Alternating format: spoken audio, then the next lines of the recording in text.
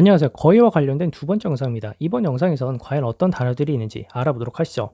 첫 번째 단어는 not quite 이 말입니다. 우리가 흔히 not quite 이 말을 거의라고 생각을 하실 수가 있는데 일단은 맞아요. 그런데 거의라고만 해석을 해서 사용을 하면 뭔가 좀 애매한 상황이 있어요. 그래서 저라면 이 not quite라는 말을 무언가 완벽하지 않은 그런 상황이라고 생각을 하셔야 좀 더 편하게 사용할 수 있을 거라고 생각을 해요. 예문을 보여드리면 제 이해를 하기 쉬우실 것 같고요. 그리고 more or less, just about, pretty much 이 말들은 기본적으로 주로 말을 할 때 사용하는 그런 말들이에요. 그리고 좀 특이하게 다른 점이 있지만 그 다른 점이 중요하지 않다라고 생각하는 그런 상황에서 주로 사용이 된다라고 해요. 좀 특이한 말들이죠. 자, 그러면 예문을 한번 보시도록 할게요.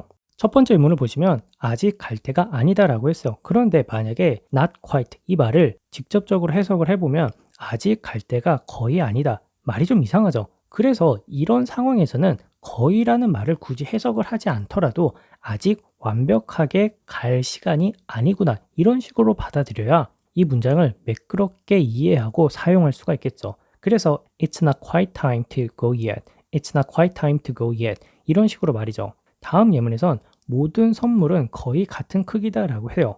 자, 이때는 말하는 방식으로 사용하는 말들로 다르긴 하지만 그게 중요하지 않다. 그런 느낌으로 all the gifts are more or less the same size. All the gifts are more or less the same size. 이렇게 얘기를 할 수가 있고요.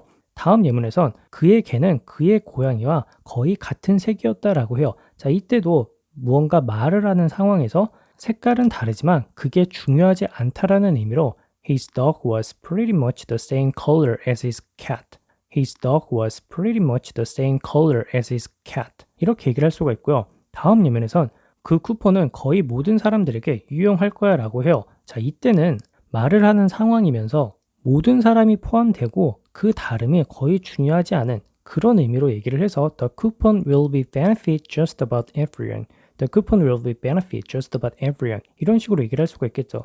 그래서 저라면 이 말들을 같은 상황인데 다만 그 강도를 조금 낮춰서 얘기할 때 이 말들을 붙여서 사용할 것 같아요.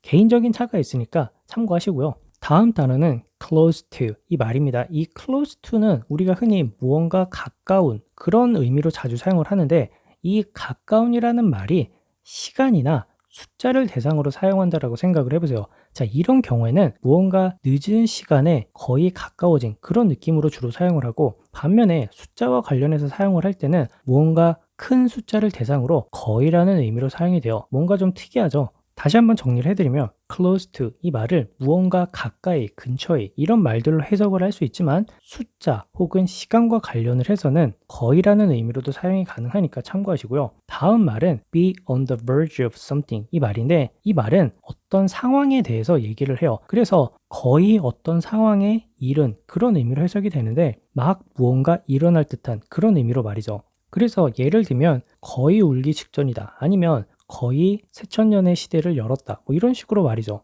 다음은 be on the brink of something 이 말인데 이 말은 앞에서 설명한 be on the verge of something 이 말이랑 굉장히 비슷할 것 같지만 달라요. 기본적으로 굉장히 악화된 상황을 빗대어 얘기할 때 이 말을 사용한다라고요. 예를 들면 거의 멸종 위기다 아니면 거의 전쟁 직전이다. 뭐 이런 의미로 말이죠. 약간 좀 부정적인 상황들이죠. 다음은 예문을 보시도록 할게요. 나는 그것을 거의 자정에 끝냈다라고 해요. 자, 이때는 늦은 시간을 대상으로 거의라는 의미를 사용했기 때문에 It was close to midnight by the time I finished it. It was close to midnight by the time I finished it. 이렇게 얘기를 할 수가 있겠죠. 자, 여기서 자정과 가까웠다 이렇게도 해석을 할 수 있지만 매끄럽게 해석하기 위해서는 거의 자정이었다 이렇게 해석하는 게 좀 더 있어 보이겠죠. 다음 예문에선 그는 그 프로그램에 2억 달러를 썼다라고 해요. 자, 이때는 무언가 숫자를 대상으로 썼는데 굉장히 큰 숫자죠. 그래서 He's spent close to $2 billion on the program.